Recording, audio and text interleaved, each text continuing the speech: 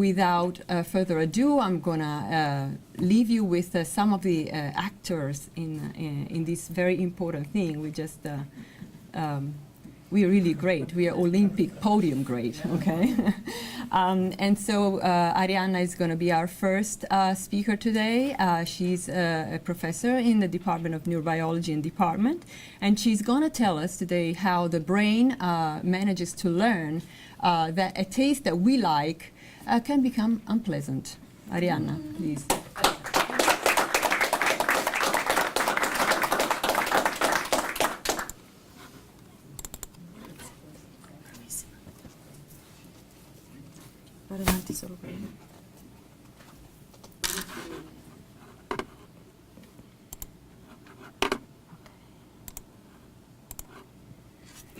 So thank you, Professor Mignone, thank you, Barbara, thank you, Maurizio, for organizing this. And so I'm going to try to get you a little bit of the science about what we do, and you can interrupt me at any time if I am losing you in any possible way.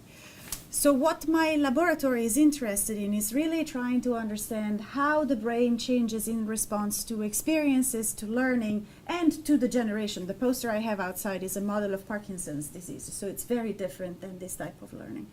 But we do know that some of the mechanisms that drive these adaptations are common, and we're trying to figure out who they are and how they play in different contexts. And I thought it would be much more fun to talk to you about taste and how we can have in the brain safety responses to taste experience. In particular, if you taste something and it makes you sick, your brain is bound to learn that that taste may be poisonous and you need to avoid it. It's a survival response. But let me get a little bit into what is the big question that we're after and why we're after this and why I really like it. So learning is something that we all do. We've done it since we were children. We learn everything. But from the scientist's perspective is also a way to probe the system, to poke it, to make it change. Right? So yes, from this research we can learn how the brain is learning, but we can also perturb it. We can use learning experiences to perturb it and see how it adapts. So we learn numbers, we learn letters, we learn music, everything. And this learning is occurring for the most part in brain circuits, which are really complicated. You're used to seeing the brain like that, but the way I see the brain is more something like that. It's a computational unit of neurons that talk to one another through electrical connections. These electrical connections are not all equal. They change as experience comes by, right? And it makes this connection either strengthen or weaken. For example, this dotted line indicates a weakening of a connection. The weakening of that connection means something to the brain. It's saying that that circuit has not been activated by that particular stimulus. It may be relevant for another stimulus, but not for that particular process. So by going in and trying to map where the changes have occurred, we can really learn a great deal about these memory traces. So who does drive these changes? Well, we have these recurrent local inputs. The neurons are interconnected to one another in a network. But we also have incoming inputs, the sensory and the motor inputs that drive the circuit, and so they make it start. And then we have associative inputs that are coming from other areas of the brain and go onto the same circuit. And these are also useful to drive these association and learning processes. For the talk that I'm doing today, where we're trying to figure out how the brain learns about the emotional value of a taste stimulus, emotional value because good or bad, pleasant and unpleasant, are an emotional attachment to that stimulus. Our primary sensory input is going to be taste, and in particular is going to be sugar. And our associative long-range input carries information about whether this is good or bad. There are circuits that bring this information. I'll introduce them to you slowly, but the sensory input, taste, is brought into your gustatory cortex region, which is a region that sits about on the side of the brain. by what is known as a thalamocortical input. There's a center under the cortex that projects that information into the cortex, and that information is sensory. So it's carrying information about the sugar, okay? It's telling you, I'm eating sugar, it touched my tongue, it's been processed as sugar, I figured out its chemical identity, and now neurons encode it. On the other hand, the associative long-range input comes from a region that is known as the amygdala. It is a center that you might have known is involved also in fear learning. In this case, we're going to look at the good side of the amygdala, what carries reward information. And what this information is saying, okay, you got the sugar, and now the sugar is good. Or, in our experimental paradigm, the sugar suddenly becomes bad. Okay? And let me tell you how this works. Right? So we have psychological dimensions to taste. We have yummy tastes, and we have suspicious yucky tastes. What I'm going to tell you is that this is not information that comes from the taste itself. It's something that is encoded in the brain and can turn something yummy into something yucky without changing the identity of the taste stimulus. So you could make ice cream be really bad to you and not want to have it anymore. Growing up, I have 4 brothers, so I'm the lucky sister. And my brothers really conditioned me to hate chocolate. And I can tell you that the learning paradigm is so powerful that it took me 30 years to get over that conditioning. For me, chocolate has always been the nasty. So I see them as this guy sees broccoli. Okay, so I study the brain. I'm a neurobiologist, so I have to give you what is the substrate for the learning that I'm going to tell you about. And so what is the neural basis for food palatability, for recognizing a taste as good or bad? Well, taste comes into the cortical region through the cranial nerves that are those little blips down there that are connected to the tongue. They carry information in the brainstem, which is under our brain, and then deliver it to the thalamus. The thalamus is the primary center for sensory processing, relays this information to the cortex, and in this case in particular to the gustatory cortex. And then the gustatory cortex receives also information from the amygdala. This center that I was telling you is giving information about the emotional content of a sensory stimulus. So by converging thalamic and amygdala inputs onto the cortex becomes the center where we can really associate the two. We can encode the chemosensory identity of the taste, and we can give it a label, good or bad. Okay? So the behavioral paradigm we use in the lab is something that everybody has experienced one way or another in their life. We really love something. We work with rodents, and rodents love sugar, though this has cheese. But if we pair something that we really like with malaise, usually it's a gastric malaise, so we eat something we really like, but then we feel sick right after it, what happens is that we look at that food that we really liked with suspicion, and we don't really want to see it. Because this is a survival response, it's an aversive form of learning that is really important to avoid foods that could kill us. The sugar because they really like it, and in the animal that has learned that the sugar is bad, there's no responses.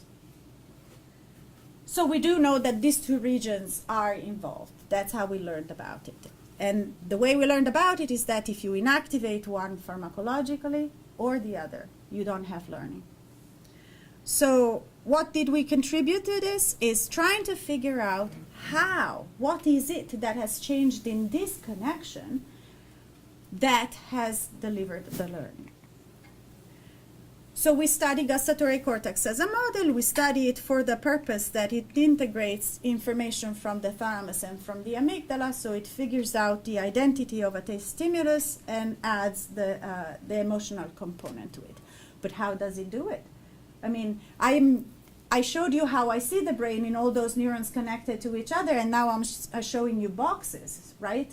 So the brain doesn't work in boxes, doesn't work in buttons, so we have to turn this graph that is telling you that these regions are involved in this process into actual connections between neurons and how they change their strength, their way of communicating with one another.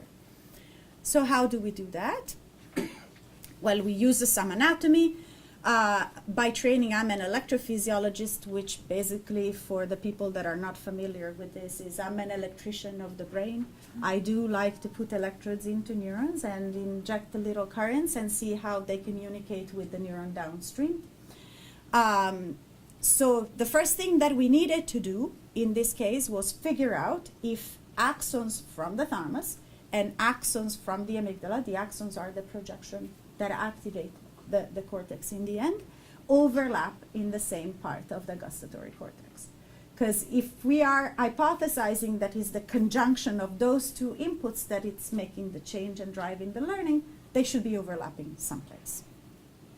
So what we do here is we inject a dye, this little dot, the green dot here, is a dye that we've injected through surgery in the skull of this animal. We inject it through the brain very precisely. People that are trained like me become really good at stereotactic surgeries, which means guided surgery in tiny little brains. This is a rat, so its brain is about this size. And this is the amygdala, okay? So these are the regions compared to the brain. And then we can trace, because this dye can be taken up by cells and spread all the way into their axons, so we can go map where it went. Okay, so this is where the gustatory cortex is anatomically. We can recognize this for a number of reasons. This thing that you see here is olfaction.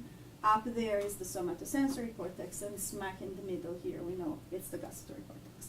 And so now, the red you see here, this magenta color, is actually the axons that are coming out of that little dot. Okay, so those few neurons there send these much axons into the gustatory cortex. The neurons that are in this little dot send these much axons into the gustatory cortex. So we can go and trace it back. And now we can overlay our images and see how much of that is overlapped. So this is now getting into the details. These are the cell bodies of the neurons, okay? These are dyed with a color that stains their nucleus. These are the red axons that make this cloud, and these are the green axons that make that cloud. And you can see that they overlap. Maybe like nature, but that's okay, I can hug the plant. And so this is a way to quantify that there's regions where they actually are on top of one another, and you can see them here. What we can also do is record from neurons and see that they're overlapped with electrical signals. But I didn't want to get into the details. We're going to move into how we can activate the projection from the amygdala, see which neurons it activates in the gustatory cortex, and then mix up thalamic and amygdala connections, do the learning, and see how that connection has been modified. So I'm getting into the electricity now. Stop me if you have problems. So this is again an injection in the amygdala. What we injected there is not a dye anymore.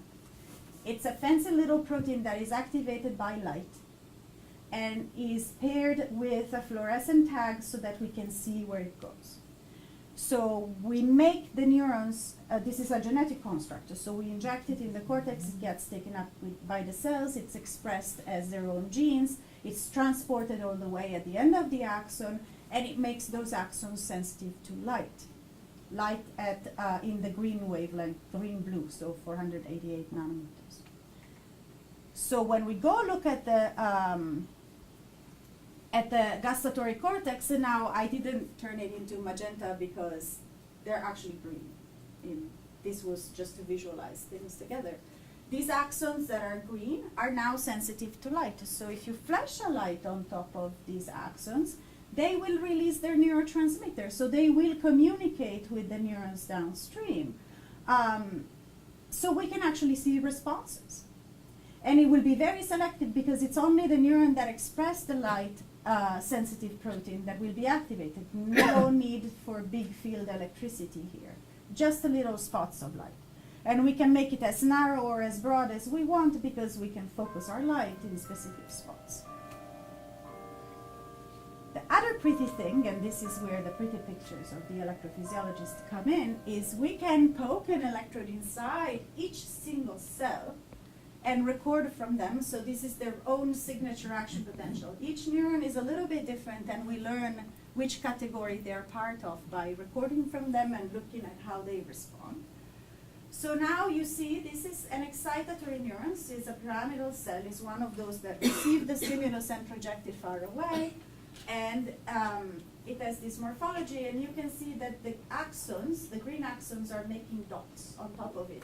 That's because those are synapses, and that's where the communication is occurring. So if with the light, I activate those synapses, the neurons will show a response. These are two other types of neurons. They release the neurotransmitter GABA, and they're particularly interesting to me because they really change the way the circuit operates. But we have these three types of neurons.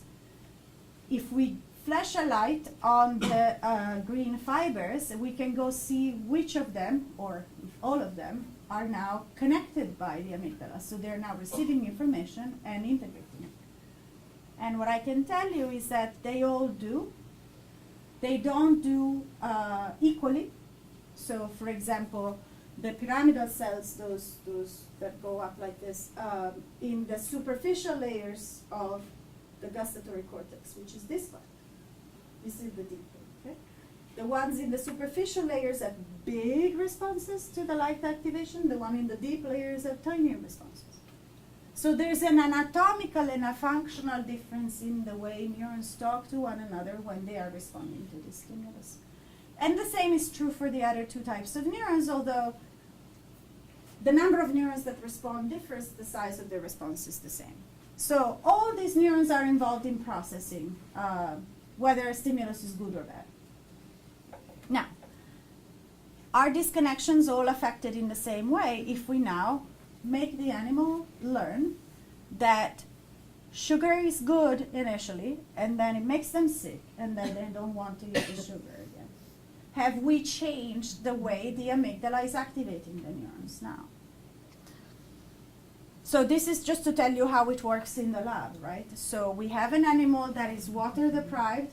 Water deprived means it gets about an hour of water every day, but doesn't have a bottle available all the time. And the reason for this is that we need them to be a little bit thirsty to do this experiment. And then we habituate them to be in a particular cage for 15 minutes every day. That's because they get water there. And so they associate this as a good place. We lower the stress level. We put them in the condition in which they're happy to be there.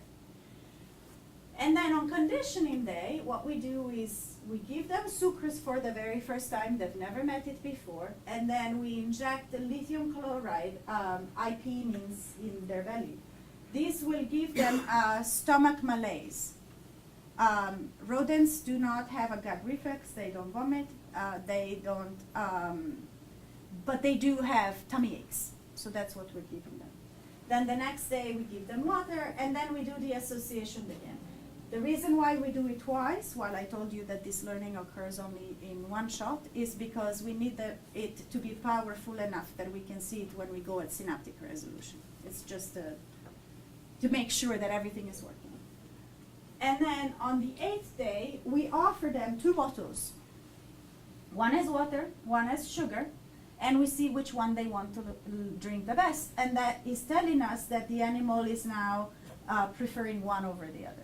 Usually they prefer sugar over water. And you see they now prefer water over sugar. Okay? So they have learned that sugar is not a good thing anymore. So now that the animal has learned, we can go into the brain and see if those synapses that I showed you, those currents, have changed. And what we do see, now you have to trust me on this, because this is, and if you're interested, the people that are, of you that are interested in getting details, I'll tell you. Yes? What if you habituated them to get sugar instead of water? So if you habituate them to sugar, what happens is that they will know that sugar is safe. And so now when you make them sick, the association is not as strong. You can make them sick to salt, which is another stimulus that they will like, and they will prefer sugar over salt. So whatever you're habituated with, and you know very well it hasn't killed you before, you know that it can make you sick a little bit today, but it won't kill you. Whereas if something that you meet for the first time makes you sick, then it's more dangerous. There's a lot of interesting things about this behavior that can be as complex as you want. One interesting thing is that a sick animal is able to teach a naive animal that the particular food that made it sick is something to be avoided. There's even this level of communication between rodents, and it's really quite interesting. So the scope of this was really to try to use the simplest way possible and go in and try to see what the trace in the brain is. But you can make it as complex as you want once you know the basics, yes. From the behavioral perspective, we know a lot, and so we can play with the behavior. From the physiological and neuron perspective, we know very little, surprisingly, and so we need to build it all. So let me tell you briefly what this is. So these are inhibitory currents. These are coming from those inhibitory neurons that I showed you before, the ones that don't have the apical dendrite going up.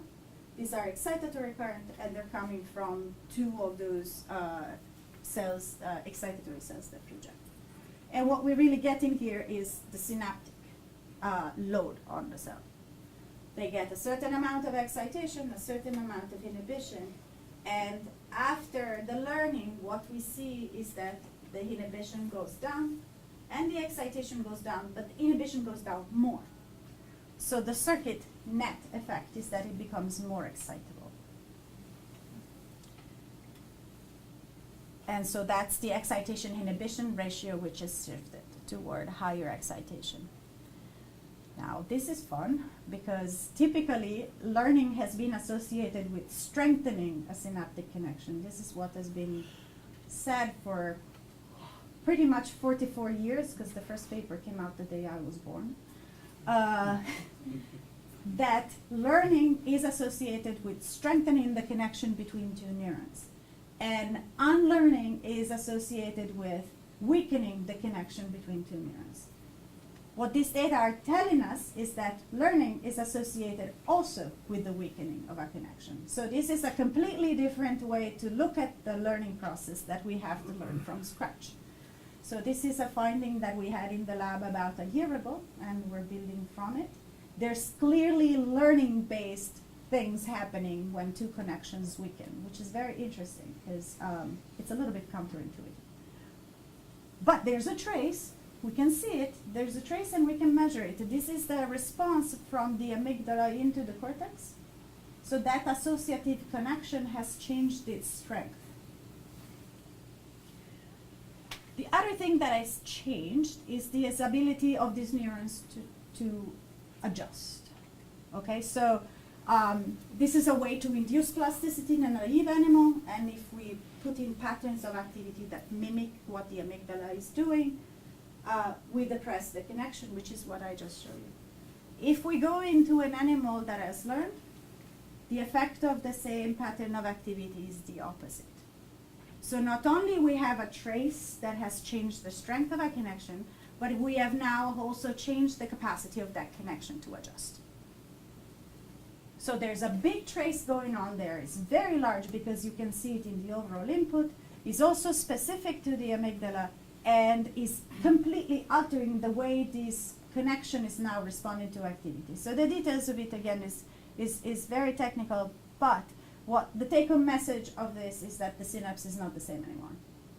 And we know how it has changed, we know what changed it, and we're trying to figure out what are the molecular mechanisms so that we can go tweak it.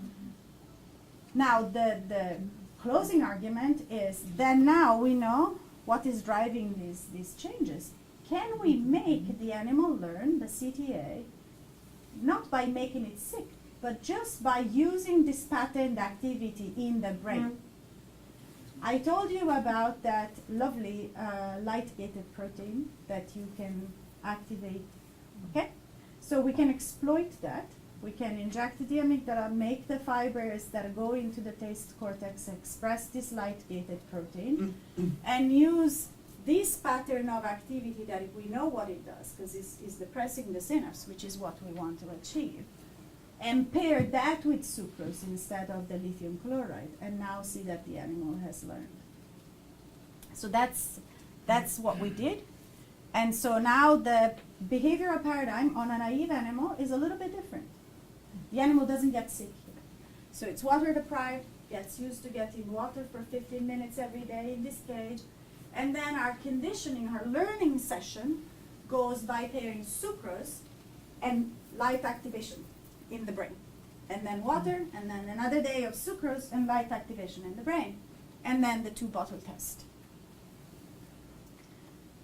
So it's a very tricky surgery. Very good hands involved in here, the person that is doing this experiment. Because what we do here is we inject the amygdala with this construct of the light-gated protein and make it express. During the same surgery, we implant tiny, tiny little optic fibers in the gustatory cortex so that we can activate the axons when we need them. So these are tiny little optic fibers that are very delicate but can be connected. They stick out.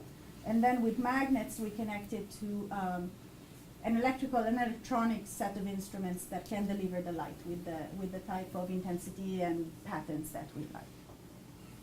So this is just to show you when you get the brain out and you slice it, this is where this injection was. So it's targeted where we wanted it. And these are the tracks of the 2 optic fibers. Because all cortex is bilateral, so we do it on both sides. Preliminary, but very interesting. Now, these are the 2 days of the pairing, and when we go for the 2-bottle test, these animals really like water much more than sucrose. And if we calculate the ratio of their preference to sucrose on this day versus that day, you see it's much decreased. So the animal has technically learned. The learning is not as powerful, and you should consider the fact that we're only activating some axons. But what the IP injection does is it also delivers a gastric component to the stimulus, which is actually one of the main input of the taste cortex region, because learning about gastric distension and contraction, they're all inputs that come right to the same place. So we're taking that component away, and our activation is much more subtle, but the animal is learning anyway. So you say that after this electrical therapy, it's more likely that if he continues eating sugar, he is going to like it eventually? He's not going to like it. It's the it's opposite. persistent. It's learning that that sugar is not good, and so we would have to reverse it to get it back, or extinguish it. The long-lasting results in Yes. terms of learning experience, Yes. more than in the first way, like learning by experience, or They're both long-lasting. They're very hard to reverse. Once this animal has learned, they're very, very hard to reverse. I don't know if you've ever experienced this, but the chocolate thing for me was really like a I did it. 20, 30 years I thing. never and learned those. it can be very selective. I have friends who got conditioned taste aversions to tequila, Yeah. and they can drink gin, but they won't drink tequila, right? So it can be that selective. But there are some things that make you sick, but you still like them because you like them. Like cucumbers make me very sick, but I love them. Did you like them before they made you sick? Always, I mean. So that's why this is a new taste experience, right? This animal had never encountered it before. And so that's what makes it so powerful. The power of this paradigm decreases when a taste has been familiarized with. A taste that is familiar is much harder to make aversive. Yeah, so there is that issue. And if you think about, so these are rodents, if you think about the rodent in the wild, right, the rodent is trying to survive on whatever it can find. And if something has made them sick, most likely they're going to try to avoid it as much as possible because it was bad. Yes. Is there like a memory threshold for this kind, for like aversion? Because let's say like the rodents in question in the experiment, like they were conditioned to not like sucrose, but Mhm. given a long period of time relative to their lifespan, let's say they don't come into contact with sucrose again, or rather the opposite, where they like sucrose but they haven't come into contact again, does the time frame influence whether they're going to react the same way to the second after a long period of time? So the process of extinction, which is what you're referring to, is a process that occurs if you keep meeting the same stimulus and it doesn't make you sick anymore. Okay, so that will extinguish the memory. If you don't encounter a taste for a long time and then you encounter it again, the trace is still there. So you really have to actively extinguish it. You have to force yourself to eat sugar again a few times to figure out that is. In my case, I knew chocolate was good to everybody. So after the smell of it stopped making me feel sick, I approached it again. And so now I can tell you I love chocolate now, which is probably very bad for my health down the line. Yes. But I recovered from it. And everybody can, but you need the exposure to recover because it needs to activate. It is the same circuit, the amygdala and the cortex type of circuit, but it needs to be activated by a different pattern of activity. It needs to reverse this stress. Yeah. Yes. One more question. Your approach is with optogenetics is really cool. But I was wondering, I don't have much experience, but what is the limitations that you find as a person that uses it a lot in this approach? Is it selectivity? Is it skill? Is it I think it depends on what is the question that you're asking. There are some questions that you can ask and get a good answer with very easily. There are some questions that are a little bit trickier. In our case, all we want is for amygdala neurons to express the gene. So we're not particularly selective on which cell type, right? And also the luck is that the amygdala neurons that project to the cortex are the ones we want. The others can express it, but they will not go there. So we don't have a problem. The biggest problem is consistency across preparations. And that we've been using this technique now for about 10 years, and we have in place a series of controls, because we use it also for other systems.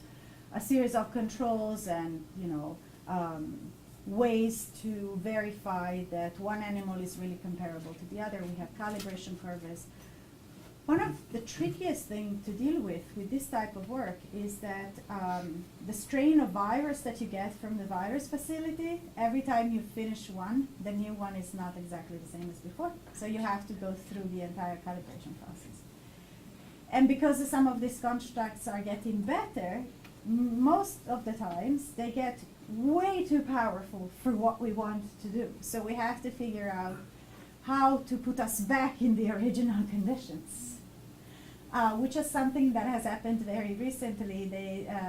The facility has changed the way they rear the viruses because they wanted to make it more potent, because people were complaining that it wasn't potent enough. For our scope, it was perfectly fine.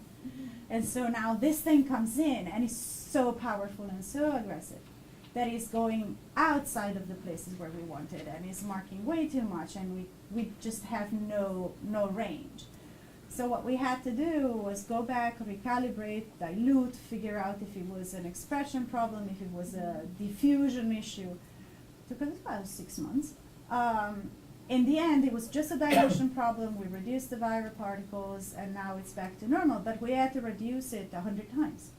So the new method was really way more powerful. So those are the things that you have to play with, and you have to be open to playing with. I have to be the bad guy. There's one more question, and then one more question, and So then let me we bring up need to. this, because I want to thank the Yes, people who did and that. then we need to proceed. So Lina, Okay, please. just very quickly. I noticed that when you have a learning to like something, there's an increase in firing. But when you learn to dislike something, you just decrease the firing. So is there something else that's firing somewhere else that we're not seeing? Or is it just a decrease in amplitude? Because that doesn't seem strong enough to not. It's obviously more than one thing. So we started this way because this was the best candidate connection. Now, the way the lab is going is it's really looking at the convergence of the thalamus and the amygdala to see how one influences the other. Because the sugar information comes in just the same, Yeah. right? And so that is going to do exactly the same job as before. So there's something in the pattern of activity, and it's usually not in the amount of activity, but it's in the temporal progression of the activity, and that's what we're hunting down now. But this work has been done particularly by Martha and Mel in my lab, and it's been funded by the National Institute of Deafness and Communication Disorder, which has a taste component to it. And has been done in collaboration with Alfredo Fontanini, who's another Italian scientist on campus and happens to be my husband. Well, Arianna, thank you very much, and I will never taste chocolate like I do with mindlessly like that again.